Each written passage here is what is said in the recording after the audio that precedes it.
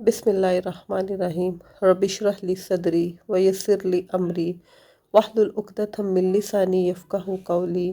اللہ تعالیٰ کے فضل و کرم سے انشاءاللہ تعالیٰ آپ سب خیریت سے ہوں گے۔ السلام علیکم۔ الحمدللہ میں بھی خیریت سے ہوں۔ ہر انسان کی زندگی میں مسائل ہوتے ہیں، پریشانیاں ہوتی ہیں، غم ہوتے ہیں، دکھ ہوتا ہے، لیکن اس کا یہ مطلب نہیں ہوتا کہ ہم ڈپریشن کا، یاسیت کا شکار ہو جائیں، ہم تنہائی کا پسند ہو جائیں، کمرہ بند کر کے بیٹھ جائیں، دوسروں سے ملے جلے نہ۔ یہ جو پریشانیاں آتی ہے، یہ مسائل آتی ہیں، یہ ہمیں نکھارنے کے لیے آتی ہیں، اور آزمائش تو لازم ہے ہر ایک کی۔ اور یاد رکھیں، آزمائش بھی جو ہمارے ویکس ہوتے ہیں نا، وہیں سے ہم آزمائے جاتے ہیں۔ اللہ تعالیٰ دیکھتے ہیں یہ باتیں تو بہت بڑی بڑی کرتا ہے، اپنی ان باتوں کے اندر سچا کتنا ہے۔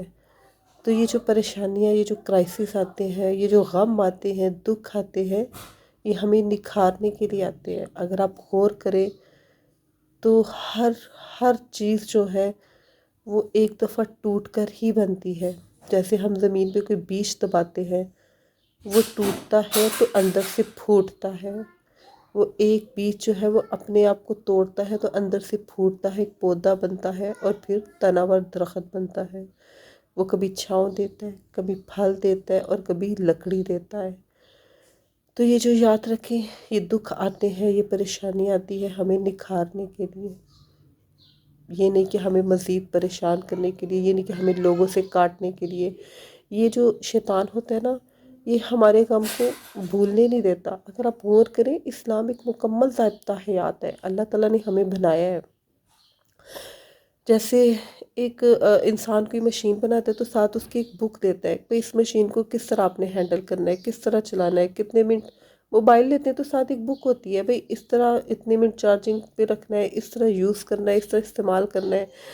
تو انسانوں کو بھی اللہ تعالیٰ نے بنایا ہے، تو اللہ تعالیٰ نے ساتھ ہمارے لیے ایک بک بھیجی ہے، وہ بک ہے قرآن پاک۔ اللہ تعالیٰ کو پتہ ہے، اللہ تعالیٰ کو پتہ ہے کہ یہ بندہ کس حال میں رہے گا تو ٹھیک رہے گا، خوش رہے گا۔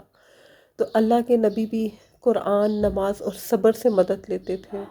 جب بھی ان کی زندگی میں کوئی ایسی آزمائش آتی، استغفر اللہ، کوئی پریشانی آتی، تو وہ نماز، قرآن اور صبر سے کام لیتے تھے۔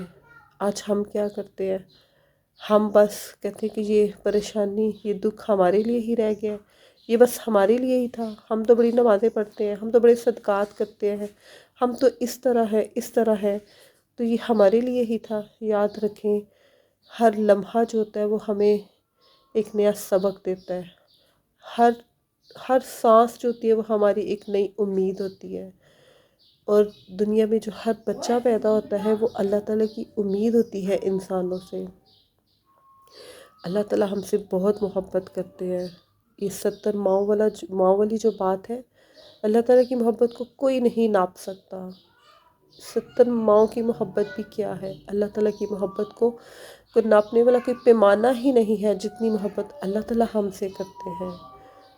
قرآن کو کبھی کھول کر پڑھیں تو صحیح، واللہ اس میں ہر پریشانی کا حل ہے۔ کبھی نماز کو اس طرح پڑھیں تو صحیح کہ اللہ تعالیٰ سن رہا ہے۔ کبھی اپنے ہاتھ اٹھا کر اس طرح دعا تو مانگیں، قسم سے اس طرح دعا مانگیں کہ اللہ تعالیٰ سن رہا ہے۔ ایک ایسی فیلنگز آتی ہے، ایک ایسا احساس ہوتا ہے کہ دل جو ہوتا ہے وہ بہت ہوپ فل ہو جاتا ہے، دل میں سکینت اتر جاتی ہے، سکون اتر جاتی ہے۔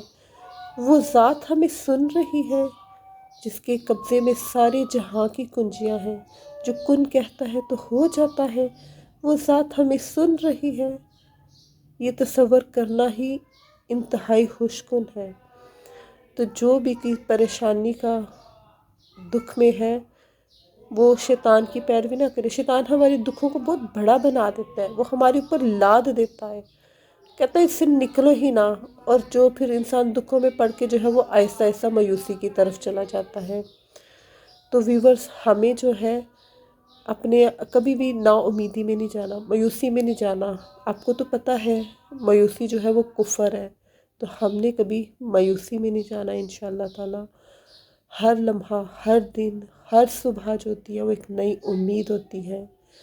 ہر روح جو آتی ہے اس دنیا میں وہ ایک نئی امید ہوتی ہے۔ تو ہمیں اس رات سے کبھی بھی نا امید نہیں ہونا، کبھی ڈس ہارٹ نہیں ہونا، اپنے اوپر کبھی ڈپریشن طاری نہیں کرنا۔ اللہ تعالیٰ آپ سب کا حامی و ناصر ہو۔